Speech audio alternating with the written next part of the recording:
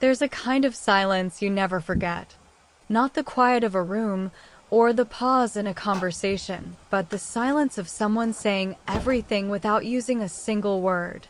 That's the kind of silence he gave me, and I carried it for the rest of my life.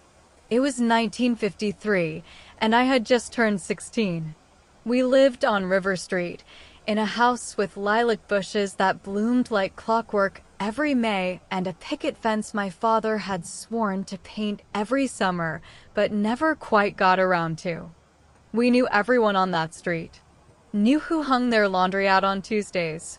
Knew who watered their lawn too much. Knew which backyards were safe for hide and seek and which ones were patrolled by mean little dogs with bigger barks than bites. So when a new family moved into the old Tanner's place, the brown house with the broken railing and ivy that grew like it had a secret, we all noticed. They were quiet. 5 of them, I think. Maybe 6.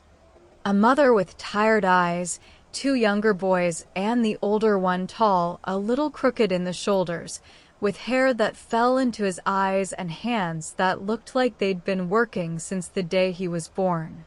His name was Jacob. I didn't know that at the time. To me, he was just the boy at number 12. I passed their house every day on the way to school. At first, there was nothing remarkable about it. Just another old home in need of paint and purpose. But then, one Monday morning, I noticed something new. He was outside, kneeling on the front lawn, measuring planks of wood, pencil behind his ear like a real carpenter. He wore a flannel shirt with the sleeves rolled up, and there was sawdust in his hair. I slowed as I walked past. He didn't look up, didn't wave, just kept working. By Friday, a few boards were nailed in place. By the next week, the frame had started to take shape. He was building a porch.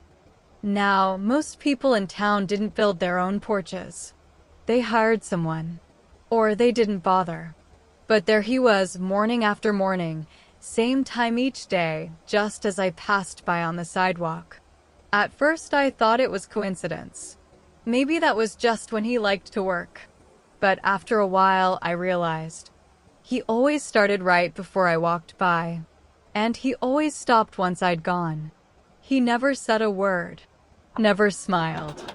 Just hammered, sawed, measured.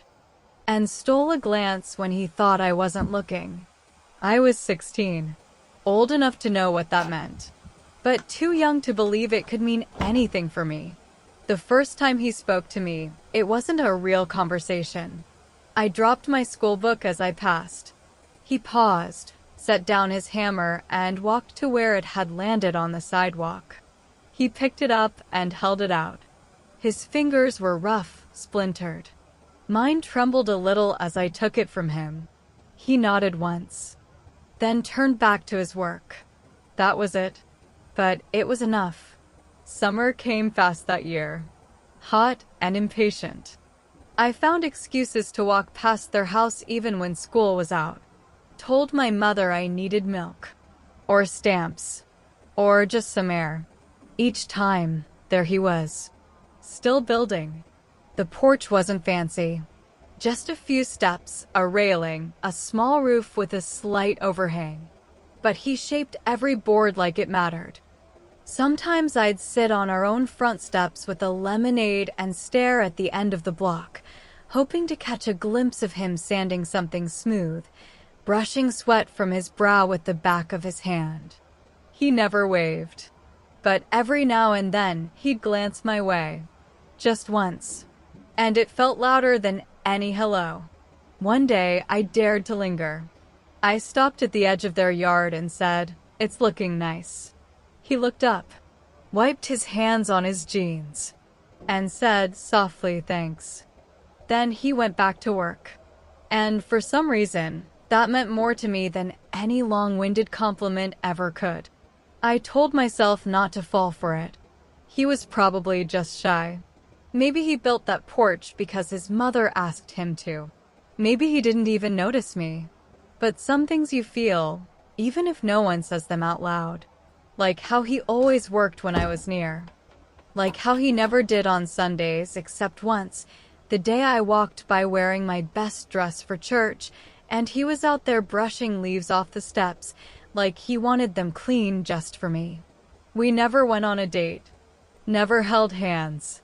Never kissed under the stars like in those magazines girls passed around at lunch. But every board he nailed down, every glance he offered, every silent moment we shared from across the sidewalk, that was something. Something real. Something unspoken. Something that lingered. And then, he was gone. I don't know when they left. One morning the house was just quiet. No hammering. No boy with sawdust in his hair. No porch light left on. I asked around, but no one knew much. Work out west, someone said. Family trouble, said another. It didn't matter. All I knew was that number 12 was empty again. But the porch stayed. And so did the silence. I didn't go back to River Street for a very long time. Life has ways of pulling you along by the sleeve. 1 year becomes 5. 5 becomes a decade, and by then you've got a mortgage and a child who refuses to nap and a husband who works nights and 1,000 small worries that fill the corners of your calendar until there isn't space for anything as delicate as visiting the past. But time is patient. It waits you out. I was 38 when my father died, and the funeral brought me home in a dress too dark for spring. After the casserole parade and the polite conversations with people who remembered my braids and skin knees better than my name, I slipped away. No note. No plan. Just the familiar pull of a street I could still walk with my eyes closed. River Street looked smaller, the way childhood rooms do when you return tall and careful. The lilacs still bothered the air in May. The fence still needed painting, though someone had finally started and given up halfway, which somehow felt exactly right. And there it was. Number 12. The brown house with the ivy that still behaved like it had a secret. And the porch he had built, was still there. Not new, not proud, but steady. Boards silvered by weather, nail heads dark as freckles, railing worn smooth where hands had found it again and again. I didn't knock. I didn't step up. I stood at the edge of the walk and let my eyes move across the grain as if reading a language only I remembered. My heart did that old, foolish thing, counting, quickening, believing in signs. "Can I help you?" A woman called from inside, voice half wary, half neighborly. The screen door pushed open on a sigh, and she stepped out, wiping her hands on an apron the color of peaches. "I used to live down the block," I said, surprising myself with how young my voice sounded. "I knew the boy who built this." She looked at the porch like it was news to her. "We bought the place in '62, she said. "My husband says the porch is the best part of the house. Barely squeaks. You don't see work like this anymore." I almost said his name, but it was still a fragile bird in my throat. "Who owned it before?" "Hanlons." "Before them, I couldn't tell you. You know how houses are. They change their minds about people." She smiled. "You want to come up?" I shook my head. "Thank you. I just wanted to see." "Suit yourself, sweetheart." She studied me a second, then added, "It holds more than weight, that porch." "I can tell." When she went back inside, I stepped closer, close enough to smell old cedar and rain trapped in the seams. Close enough to see a thin scar in one of the step boards, like a healed cut. That's when I noticed it. Low, near the riser, where a dress hem would hide it and a broom would miss it. Letters, shallow and careful, carved when the wood was still young. I knelt, ignoring the protest of my stockings and the ache in a body that had learned to carry more than it used to. I traced the grooves with my fingertip. SOMETHIETCHINGSAREBETHOUTWORDS. Underneath, two initials, so modest they nearly vanished into grain. J.H. I sat back on the walk and folded my hands in my lap like a girl in chapel trying not to disturb the holiness of the moment. The world went quiet the way it used to when I passed here at 16. The old silence, the good kind. The kind that speaks. I hadn't been wrong. He had been building a sentence. He had left me a line. I don't know how long I sat like that, or who saw, or what they guessed. I only know that when I finally stood, my palms were dusty and my eyes weren't, and a softness I hadn't felt in years had taken up residence somewhere behind my ribs. I went home to my mother's house and did what death and duty required. I packed the suits, counted the condolence cards, divided the tools. But that night, after the house had collapsed into a hush that even clocks respected, I opened my high school yearbook and ran a finger down the H's until I found him. Jacob Hart. Not smiling. Not frowning. Just present, like always. Beneath his picture someone had written in pencil, maybe him, maybe a friend who couldn't resist being helpful, shop, honors. Nothing about porches. Nothing about building quietly just to say what a mouth wouldn't. I called the one person in town who knew the map of everyone's life better than God, Mrs. Logan, who ran the bakery and a secondary business and information. Jacob Hart, she repeated, the phone clicking against her ring as she tapped her memory. Moved in summer of '53. Father worked nights at the mill. Mother took in mending. Sweet boy. Left before Christmas the next year. Work out west, I heard. Why? He built the porch at 12, I said. Oh, she exhaled, and I could hear the smile from here. Yes, he did. Do you know where he went? Honey, I know where everyone went, she said, then softened. Except some. Some slipped through like coins in couch cushions. You don't find them again until you move the whole house. We hung up after gossip soft as talc and a promise to stop by for a roll that tasted like cloud.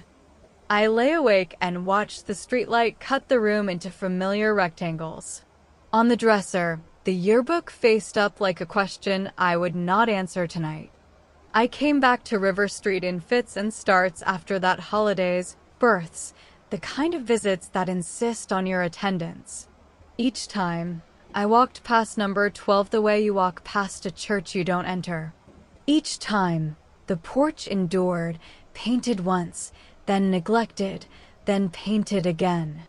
Each time I knelt and let my hand find the sentence, the initials. Each time, the world arranged itself into the gentle rhythm of what could have been and what was. Years turned like pages. My children grew spectacularly, then left me with their old coats and a fridge covered in magnets from places I never thought I'd pronounce. My marriage learned its weather. Droughts, soft rains, a few storms that split the sky and then passed over us when we were too tired to argue with thunder. We were not unhappy. We were not a novel.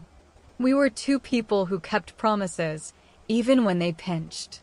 And sometimes, when the house fell asleep and the neighborhood gave up pretending it was busy, I'd stand at my own back steps with an old broom and sweep the same spot over and over and think of a boy who cleaned leaves on a Sunday so a girl in a best dress wouldn't have to step through yesterday. The last time I returned before everything changed was the summer I turned 60. My husband had taken to silence, the other kind, the heavy one, and I was learning to live beside it like a river that doesn't ask for your opinion. I came to town for a reunion that tried too hard and napped in a guest room that smelled like starch and lilies. After lemonade and too much potato salad, I excused myself and walked the old route like muscle memory in sensible shoes. Number 12 had a new screen door and a pot of geraniums so red they bordered on rude. A boy, no, a man. Time had a way of accelerating when I wasn't looking, sat on the steps tying a child's shoe while the child hummed something that might have been television. He glanced up politely, the way people do when they want to prove they're not worried. "Hello," I said, the word finding its own manners. "Afternoon," he nodded. The child glanced at me and went back to humming. "Did you know," I heard myself say, "that there's a message carved on your step?" He blinked. "Message?"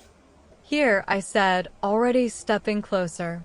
I knelt, the joints filing their complaint, and brushed the board with my sleeve. The letters surfaced like fish in clear water. He leaned over my shoulder. "Well, I'll be," he said, not unkindly. "We've lived here 6 years, and I never saw that." "Sometimes important things hide where you only notice if you've been looking for a long time," I said, not thinking until I heard it out loud. "What's it say?" The child asked, curious now, the way children are when they sniff the perimeter of a secret. I read it to him. Slowly. Gently. "Who's J.H.?" the child asked. "A good carpenter," I said. "And a very brave boy." On my way back to my mother's, I stopped by the bakery and told Mrs. Logan what we'd found. She put a hand to her chest the way women do when the heart needs guidance and whispered, "Well, that's proper." Then she went to the back and returned with a paper bag warm with something sugared, pressed it into my palms, and said, "For the road. For whatever road you're on." That night, in a room that held the ghosts of every version of me who had ever packed a suitcase there, I took out a small notebook and wrote, "He said it, after all. He said it his way." I'm not a woman given to dramatics. I don't store grief in velvet boxes or assign tragedy to every fork in the path. But I have learned to bless the signs that arrive late, to call them gifts rather than debts paid. That porch, those words, felt like a hand on my shoulder from a place where the clocks don't tick. I never did find Jacob Hart. Not in directories. Not in whispers. Not even in the kind of gossip that has nothing better to do than hold on to names. Maybe he married someone who smiled at him across a different street. Maybe he built porches the rest of his life and left messages for women who didn't need them spelled out. Maybe he left early, the way some gentle people do, as if the world were too loud for the gears inside them. But I knew this. He had seen me. And he had said so. In wood. In work. In a sentence he trusted to outlast both of us. Years later, when my granddaughter asked for a story from when you were young and the world was in color, I told her this one. Not all at once. In teaspoons. Over cocoa. I told her how some love is a language you learn in the body before you ever find the words. I told her how a porch can be a letter. How a hammer can write. How a shy boy can build a sentence you won't notice until you're old enough to read it with your fingertips. She asked the obvious question children always ask, "What happened next?" And I smiled because I finally had the right answer. "I went back," I said. "One last time." I returned one last time this summer. I turned 78. No funeral, no reunion. No reason to visit except the kind that sits in the back of your mind for years, gently tapping until you finally say, "Fine, I hear you." It was an easy day. Blue sky, polite breeze, the kind of warm that softens old bones without being cruel. I packed a lunch, put on my walking shoes, and told my daughter I'd be out for a spell. She asked if I needed anything. I said no, but later I wished I'd asked for a flower. Something small. The town hadn't changed much, not in the ways that mattered. The old bakery was now a yoga studio, but it still smelled like cinnamon. The hardware store had new signage, but the same man stood behind the counter. River Street, bless its heart, had aged with dignity. A few houses now wore vinyl siding like bad toupees, but most stood proudly as they were creaking, chipped, and honest. And number 12? Still there. The ivy was gone now, replaced by a white trellis with string lights someone had forgotten to take down after Christmas. There were kids' bikes on the lawn and a hanging swing from the porch beam, its rope taut and clean. But the porch still held. I approached slowly, heart tapping a rhythm that made no sense for a woman my age. I half expected someone to lean out and ask what I wanted, but no one did. The house was still, waiting. I stood at the bottom step and looked down. The words were fading. Of course they were. Time is sandpaper, and nothing escapes it forever. But I could still see them soft and shallow. Some things are better said without words.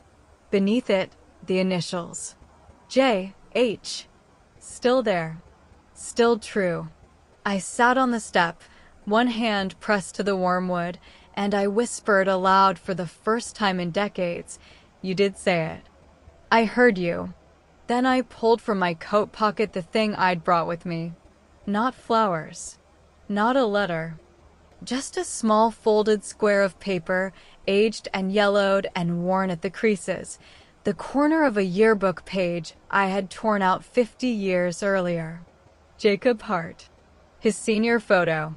His eyes, still gentle behind the black and white ink, looking a little to the side like he always did, like he never wanted to meet your gaze too directly in case you saw too much. I slid the photo beneath the step, tucked it just behind the riser. Not hidden. Just waiting. Like the porch itself. Like him. If anyone ever finds it, they'll wonder why it was there. Maybe they'll think it was a message. Maybe they'll be right. On my way back down the street, I passed by two girls sitting on the hood of an old car, sharing a soda. They nodded politely. I nodded back. I heard one of them say, "That's the lady who was on the porch." They'll never know. Or maybe they will one day, when something soft and quiet in their lives refuses to be forgotten. Then they'll understand how something small can become everything. That evening, I wrote in my journal. I don't write every day anymore. My fingers get tired, and most of my memories live better in silence. But that night, I wrote one last line beneath the story I had finally finished telling. Some love is like that porch, built slow, spoken quietly, and strong enough to last through everything. And then I closed the book. Sometimes people ask if I ever saw him again. No, I never did. And somehow, that's okay. Because there are kinds of love that don't need reunions. They just need to be remembered. These days, I sit on my own porch. Different boards. Different view. But sometimes, in the stillest hours of the morning, when the street is empty and the world forgets to hum, I feel it again, that silence. The kind that builds something in you, without permission, without blueprints, without a single nail wasted. The kind that says, "I saw you. I cared. You mattered. Even if we never spoke. Even if you walked by and I just kept building. Even if the only thing I left behind was a porch and a few carved words that stayed long enough for someone to read them."